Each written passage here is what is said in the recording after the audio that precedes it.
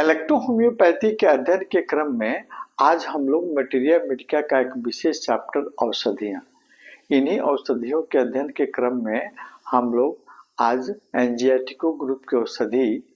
A1 के कुछ विशेष प्रयोग के बारे में जानेंगे। है ना, इसके पहले वाले वीडियो में हमने आपको A1 का आपको मेडिसिनल प्रॉपर्टीज, ऑर्गेनिक रिलेशन, किस टेम्परामेंट पर ये औषधि आपको कार्य करती है ना, तो इन सभी के बारे में हमने आपको इसके पिछले वाले क्लास में चर्चा किए थे। आज हम लोग फिर आपको एंजियाटिको ग्रुप के औषधि A1 का कुछ विशेष प्रयोग के बारे में, है ना, हम चर्चा करेंगे। एप्लीकेशन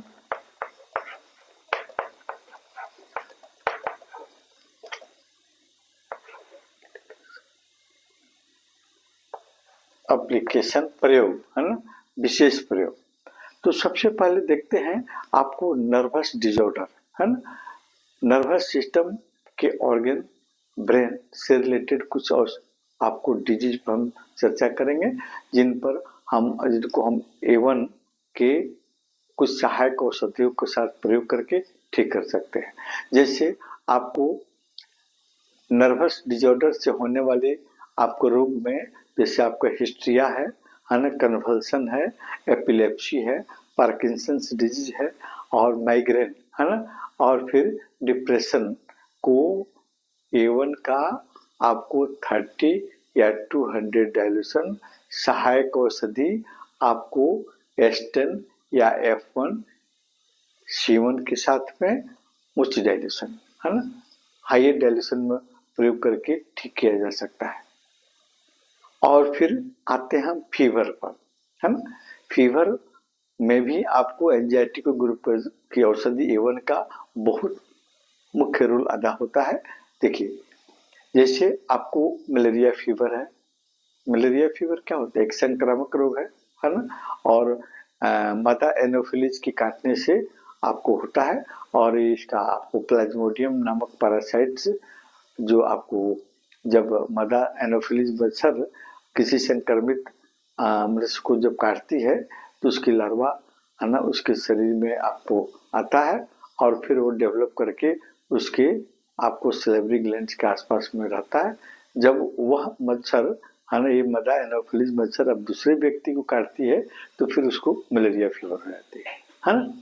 इसमें आपको जड़ा देकर बुखार आना, है ना, तीव्र तेजी से, और बहुत टेम्परेचर ज़्यादा रहता है। और सिंपल फीवर, है ना, या आपको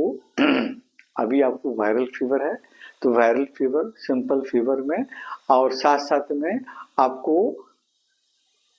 टाइफाइड फीवर में भी आपको A1 का मुख्य रोल आपको होता है।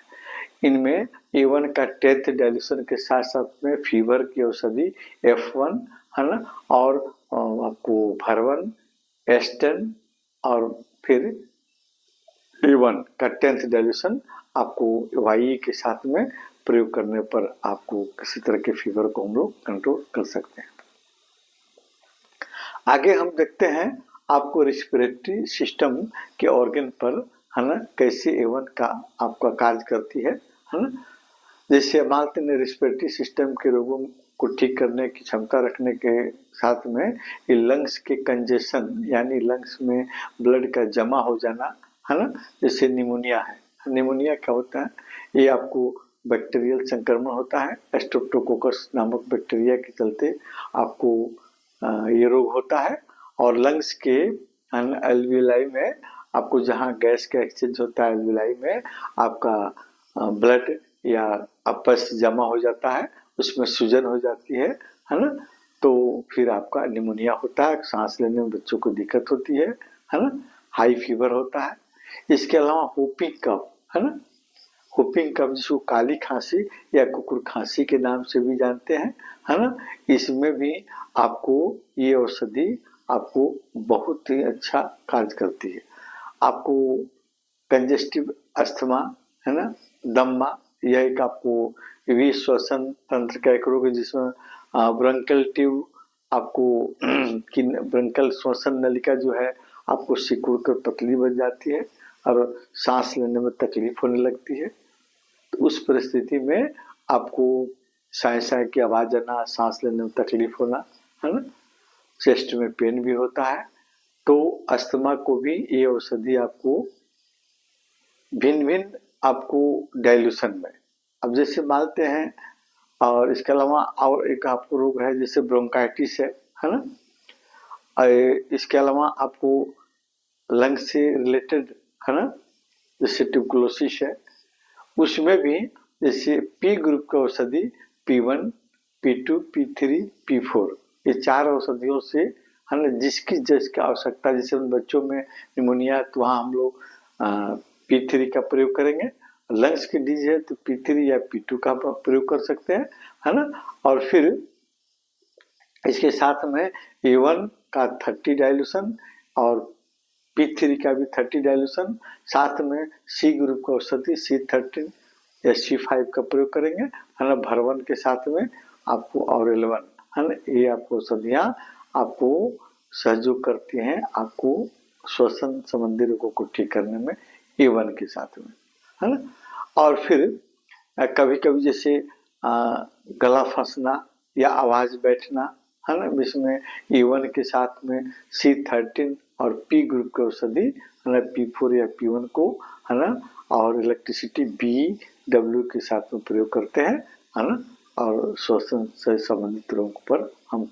सफलता पाते हैं। शेष हम लोग फिर कुछ और विशेष प्रयोग के बारे में अगले वीडियो में हम चर्चा करेंगे, है ना, कि आपको मेल फीमेल जेनाइटल ऑर्गन पर और कंजेशन, विभिन्न आपको ऑर्गन में जब कंजेशन हो जाता है ना, तो फिर कैसे इलेक्ट्रोपैथिक औषधियों का हम प्रयोग करेंगे, है ना,